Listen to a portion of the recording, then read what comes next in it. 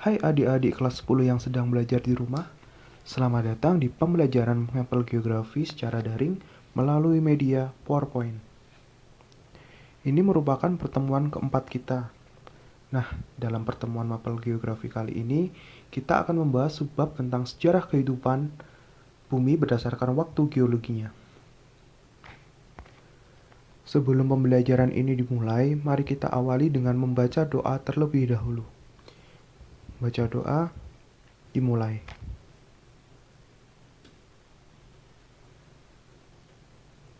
Membaca doa selesai. Nah, apa yang akan kita pelajari hari ini? Pembelajaran kali ini berangkat dari beberapa pertanyaan, seperti apakah kehidupan di bumi ini mengalami perkembangan? Atau apakah sejak awal bumi terbentuk, peradaban manusia modern langsung terbentuk juga? Nah, berikut jawabannya. Jawabannya tentu saja tidak. Terciptanya kehidupan di bumi senantiasa tidak terbentuk secara instan, tapi mengalami perkembangan tahap demi tahap untuk mencapai masa modern kini. Nah, materi yang akan kita bahas saat ini yaitu tentang bagaimana perkembangan kehidupan di bumi ini berdasarkan waktu geologinya. Hal tersebut digunakan untuk membuktikan tentang pertanyaan dan jawaban tadi. Skala waktu geologi digunakan oleh para ahli geologi dan ilmuwan untuk menjelaskan waktu dan hubungan antar peristiwa yang terjadi sepanjang sejarah bumi, dari awal hingga saat ini. Nah, untuk itu ada indikator capaian yang harus kalian capai sebagai bukti kalau kalian telah memahami pembelajaran kali ini, yaitu setelah mempelajari subbab ini, kalian diharapkan untuk dapat memahami perkembangan kehidupan di bumi berdasarkan waktu geologinya. Oke, pertama, kehidupan di bumi ini terbagi menjadi 4 masa, yaitu 1. Masa Arkenozoikum, 2. Masa Paleozoikum, 3. Masa Mesozoikum, dan 4. Masa Neozoikum atau Konozoikum. Nah, yang pertama ada masa Arkenozoikum. Ini merupakan masa tertua di bumi dengan rentan waktu miliaran tahun yang lalu, sekitar 4,6 miliar hingga 2, miliar tahun yang lalu. Di awal masa ini, bumi masih berupa bola panas yang mengalami proses pendinginan ketika awal mula bumi ini terbentuk. Ketika bumi ini mengalami pendinginan, disinilah kerak-kerak bumi terbentuk dan menjadi protokontinen dengan berbagai lempeng di atasnya. Batuan di masa ini disebut dengan kraton atau Persei dunia dan dapat ditemukan di beberapa belahan dunia.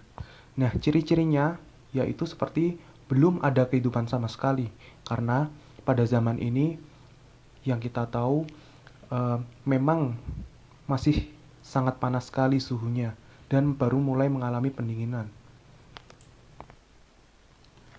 Kedua, ada masa Paleozoikum. Masa Paleozoikum merupakan masa di mana keadaan bumi masih belum stabil, iklim masih berubah-ubah, dan curah hujan yang tinggi. Masa ini terjadi sekitar 590 sampai 250 juta tahun yang lalu. Di masa ini ditandai dengan ditemukannya makhluk hidup bersel satu, mikroorganisme, invertebrata atau organisme tidak bertulang belakang, serta beberapa jenis ikan dan rumput-rumputan. Nah, ciri-cirinya ada sebagai berikut, yaitu terdapat kehidupan mikroorganisme. 2. Muncul berbagai jenis tumbuhan. Masa Paleozoikum ini terbagi dalam 5 zaman, yaitu ada masa Kambrium sekitar 590 hingga 500 juta tahun yang lalu, zaman Silur 500 hingga 440 juta tahun yang lalu, zaman Devon 440 hingga 410 juta tahun yang lalu, zaman Karbon 410 hingga 360 juta tahun yang lalu, serta yang terakhir pada zaman ini yaitu zaman Perm 290 hingga 250 juta tahun yang lalu. Pada zaman Kambrium ditandai dengan ditemukannya fosil samudera seperti alga, tribolid, dan berbagai jenis lainnya. Yang kedua, pada zaman Silur ditandai dengan tumbuhan pertama mulai muncul, dan mulai muncul binatang vertebrata dan organisme laut dangkal. Yang ketiga, ada zaman Devon, dengan ditandai munculnya serangga dan mulai ada peralihan dari jenis ikan ke amfibia. Yang keempat ada zaman karbon. Di sini serangga dan amfibia semakin berkembang pesat, dan pada akhirnya di masa Perm mulai munculnya binatang jenis reptil primitif dan serangga modern, serta berkurangnya amfibia dan mulai punahnya tribolita. Selanjutnya ada masa Mesozoikum. Masa Mesozoikum adalah masa yang berlangsung sekitar 150 juta tahun yang lalu. Pada masa ini, perkembangan reptil mencapai puncaknya, terutama dinosaurus. Makanya di masa ini disebut juga dengan masa atau zamannya dinosaurus.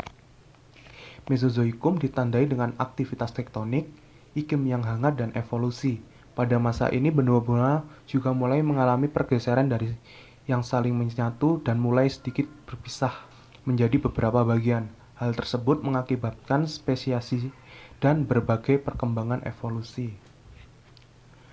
Masa Mesozoikum terbagi dalam 3 zaman. Ada zaman Trias 250 hingga 210 juta tahun yang lalu, zaman Jura 210 hingga 140 juta tahun yang lalu, dan yang ketiga ada zaman Kapur 140 hingga 65 juta tahun yang lalu. Zaman Trias merupakan zaman di mana para hewan reptil dan juga dinosaurus raksasa mulai bermunculan. Selanjutnya ada zaman Jura yang merupakan kelanjutan dari zaman Trias. Zaman Jura merupakan zaman kejayaan untuk dinosaurus yang menguasai daratan.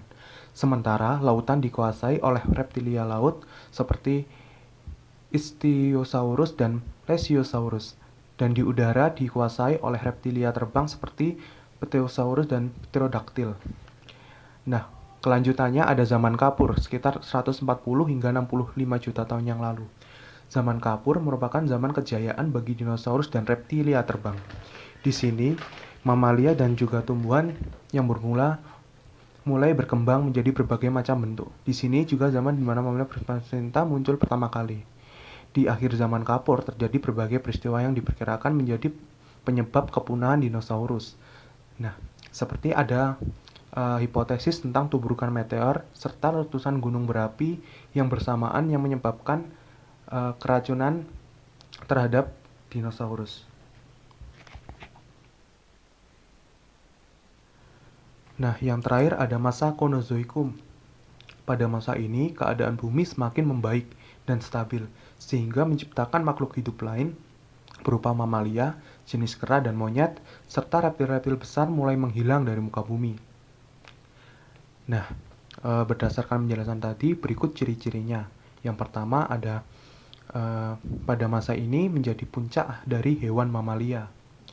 Hewan reptil besar mulai punah dan digantikan hewan mamalia.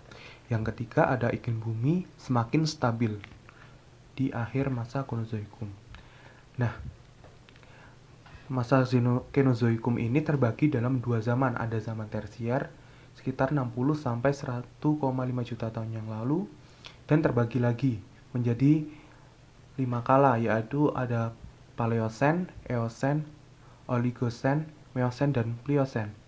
Nah, yang kedua ada zaman kuarter sekitar 600.000 tahun yang lalu. Ada kala Pleistosen dan Holosen. Zaman tersier sekitar 60 sampai 1,5 juta tahun yang lalu memiliki kala sebagai berikut.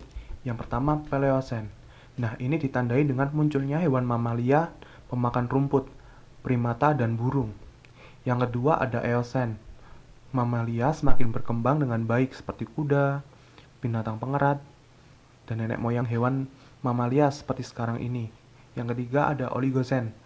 Mamalia semakin bertambah besar ukurannya, seperti ada gajah pertama, yaitu jenis mamut. Yang selanjutnya ada Meosen. Nah, di sini ditandai dengan padang rumput semakin meluas, sehingga herbivore berkembang semakin pesat dan sangat besar jumlahnya. Nah, di akhir zaman tersier ini muncul fauna laut moluska yang relatif lebih modern dan diperkirakan masih hidup hingga saat ini. Nah, cabang kedua dari Kenozoikum ada zaman kuarter atau sekitar 600.000 tahun yang lalu. Zaman kuarter sendiri terbagi menjadi 2 kala, ada Pleistosen dan Holosen. Pada kala Pleistosen disebut juga dengan zaman es, karena sebagian besar permukaan bumi ditutupi oleh es. Nah, dikala ini terjadi proses glasiasi atau pembekuan, serta interglasiasi, yaitu pencairan kembali es, sehingga permukaan laut yang sebelumnya turun karena pembekuan menjadi meningkat, terutama di daerah. Nah, proses tersebut menyebabkan hewan tertentu terisolasi dan mengalami pengkerdilan. Hewan yang hidup di zaman ini umumnya memiliki bulu yang tebal, seperti mamut dan harimau bertaring panjang.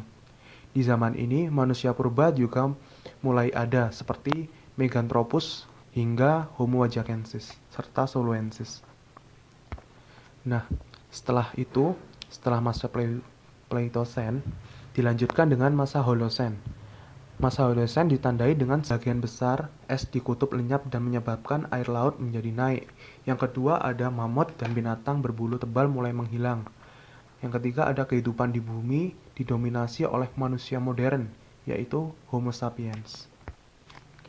Nah, kesimpulannya, kehidupan di bumi mengalami perkembangan tahap demi tahap untuk mencapai titik seperti ini. Berdasarkan waktu geologinya, perkembangan di bumi terbagi menjadi beberapa masa, yaitu ada 4. Yang pertama, Arkenozoikum, lalu Paleozoikum, yang ketiga ada Mesozoikum, lalu yang terakhir ada Neozoikum atau Kenozoikum. Nah, pelajaran yang bisa kita dapat, kita harus bersyukur kepada Tuhan karena kita telah hidup di masa yang sudah modern dengan berbagai ketersediaan sumber daya alam dan kita harus semakin menghargai berbagai bentuk kehidupan di bumi ini. Nah, sekian pembelajaran yang Bapak berikan hari ini. Semoga kalian semakin mengerti dan semakin cinta terhadap bumi kita ini. Sekian dan terima kasih.